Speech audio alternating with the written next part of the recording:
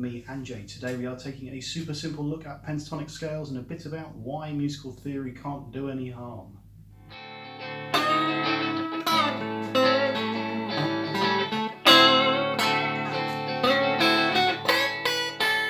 Do we need musical theory to be a good guitarist?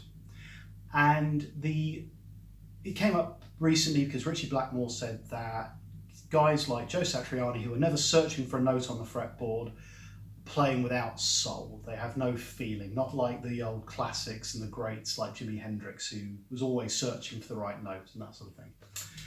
And it's a question that's come up over and over again over the years, and it's one of those ones where there's a split. Some people feel that musical theory takes away your soul. Some people think that not having musical theory makes you a rubbish guitarist.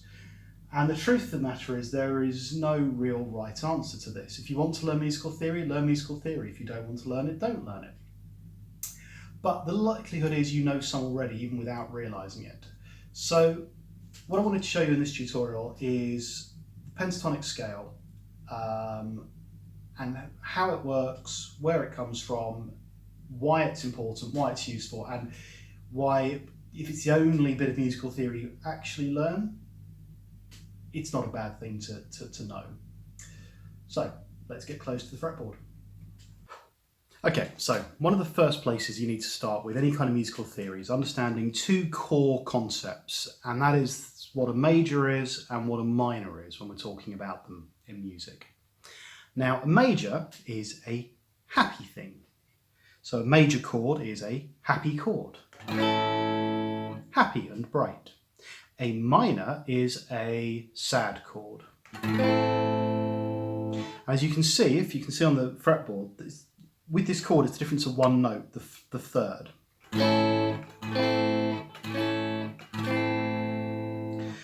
You don't notice it on its own, but when you play it with the root note, which is the A in this case, sad, happy.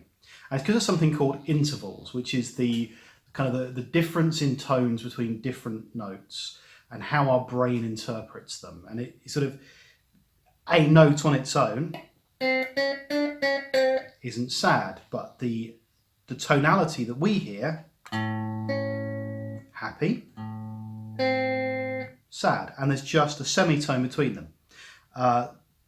If you don't know, semitone on a fretboard is the difference of one fret, and a whole tone is 2 frets.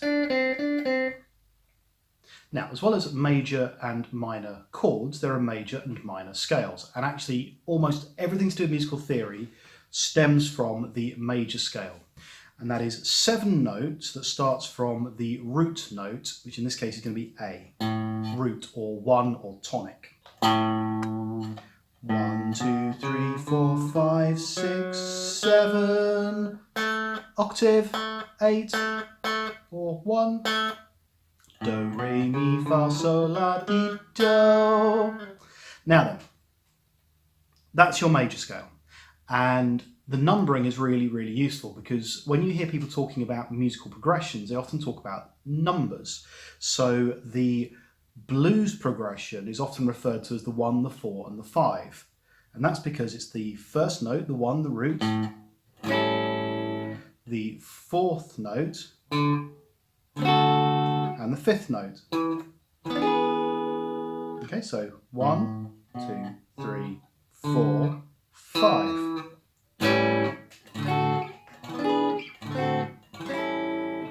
That's your major scale, but there's obviously a minor scale that goes with the sadder chords. And the minor scale is, again, 7 notes, but 3 of them are changed. And what we do is we take these 3 notes and we flat them. So we move them down by 1 fret, 1 semitone. And that's the 3rd note, the 6th note, and the 7th note. So if we go 1, 2, 3 as our major scale, we move the 3 down 1 semitone. So it becomes a flat.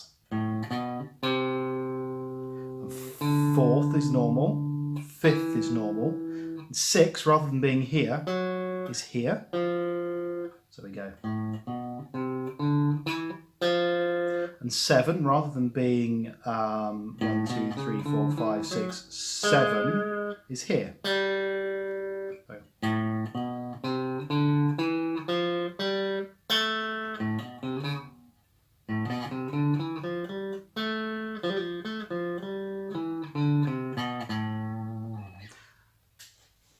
Because that's a bit of a stretch, we tend to move it up into a little shape around here.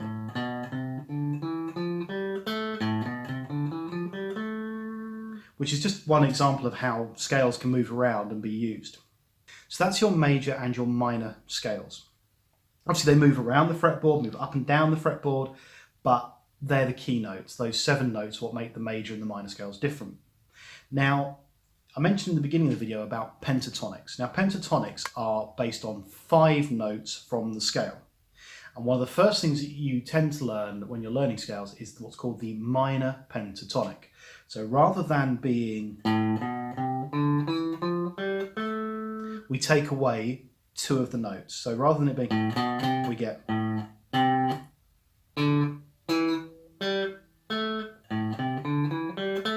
So it's no longer, it's,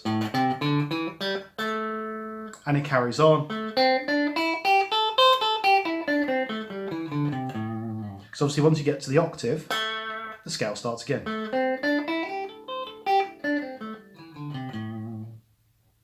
And there are 5 positions for this pentatonic. Just as there are 5 positions to the other scales, there are 5 positions to the pentatonic. But this is kind of, this box here is where you'll find almost every guitarist sitting at some point in a solo. They'll sit in this box. Many guitarists never get past this box because you can do blues, metal, grunge, anything from here.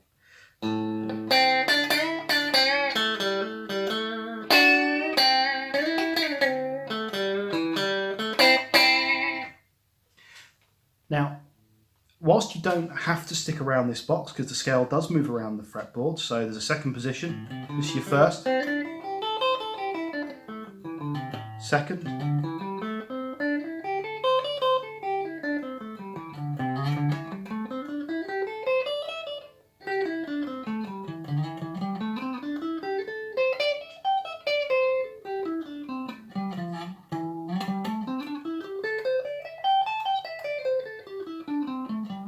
then you back up to your first position again.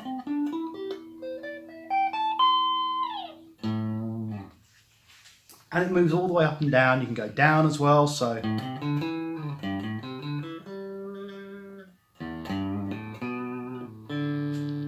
So there's lots and lots of places that scale can be played, and that's really important.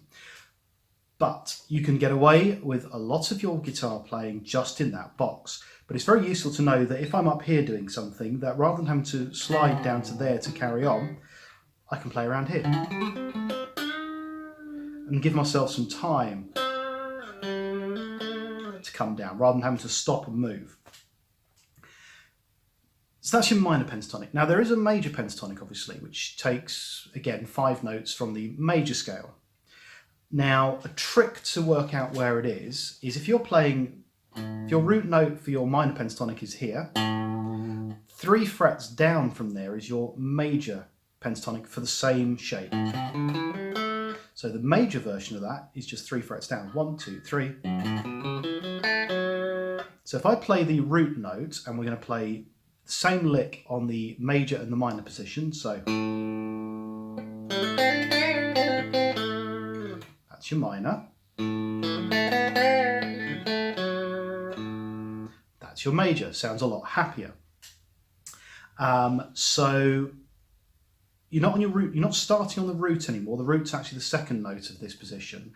The root position for this is the same as the second position for the minor pentatonic.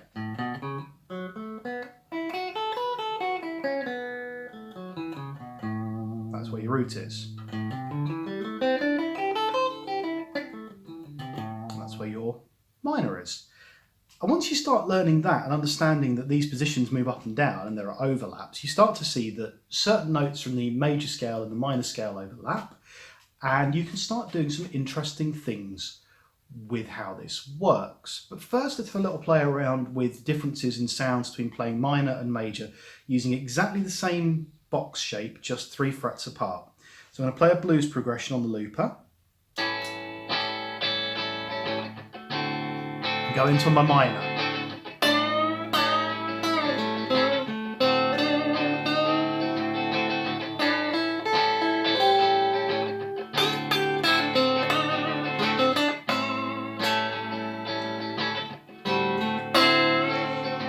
it's a major.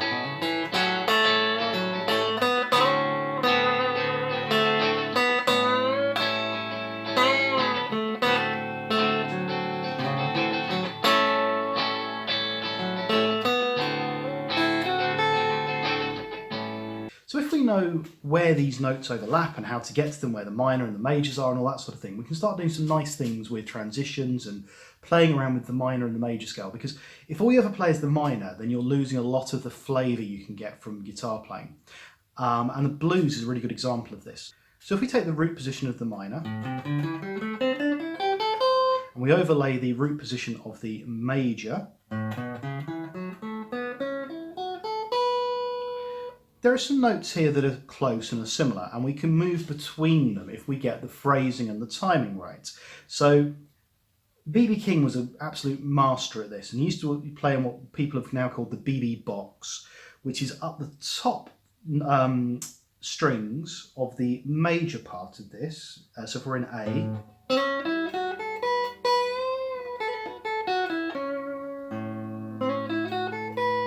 so it's in the happy bit of the scale. And he would transition that into the minor.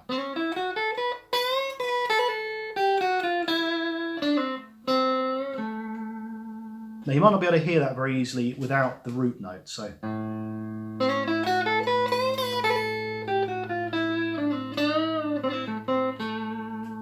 So you've gone from major to minor by just adding a few extra notes that don't sit in the scale, what's called chromatic scale, which is where all the notes are next to each other.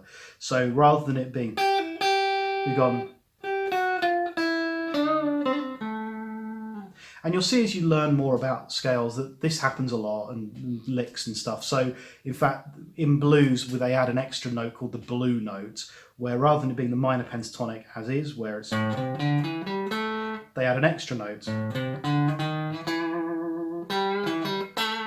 That's where you get your blues, where you get your little bends. So rather than just being, you get.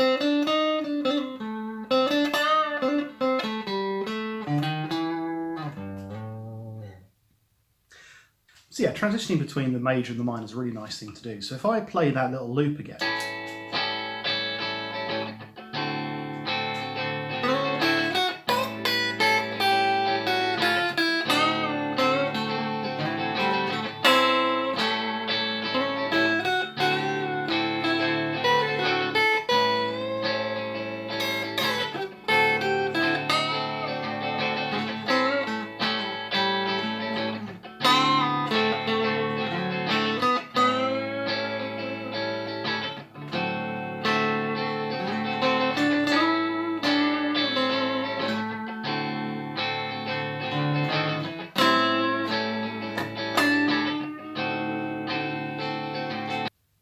so yeah, as a beginner, learning the pentatonic is really important because not only does it give the ability to improvise,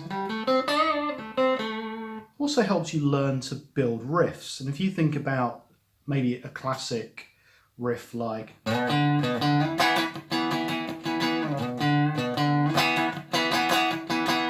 actually, this is using one of the positions of the pentatonic.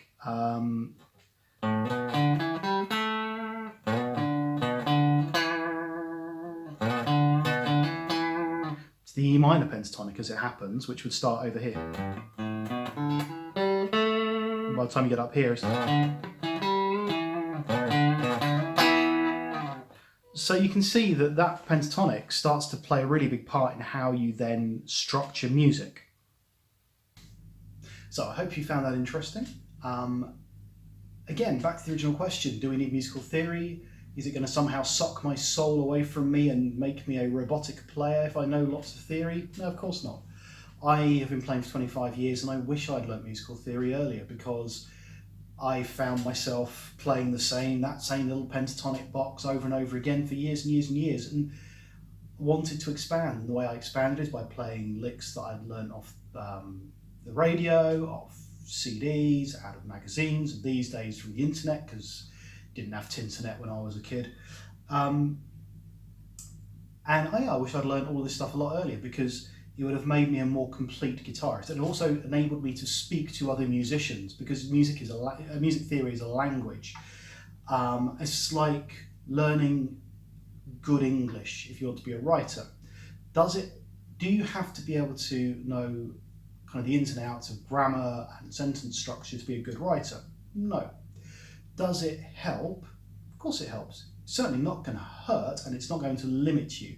So learning musical theory is not going to limit your ability to express yourself on guitar. Musical theory will give you some of the foundations that you need to understand where notes come from and where scales come from. Why, if you're in a G major, you can use this, that, or the other, and whether or not this mode works over something and sounds a bit different and a bit more interesting than just doing a blues scale. Yes, you can learn that without learning it from a book, but it's still musical theory. You're still going to end up knowing some of it. So, until next time, click the notification button that everyone wants you to click these days. Subscribe, because I need subscribers, because without subscribers I can't get new stuff to review and talk to you about. Give me suggestions for new things to talk about, and also give me some comments about your kind of musical theory loves, hates, thoughts. What do you think of Richie Blackmore's commentary? Do you agree with him? Do you disagree? I'd love to get a discussion going about this. But until next time, I shall see you soon. Cheers, guys.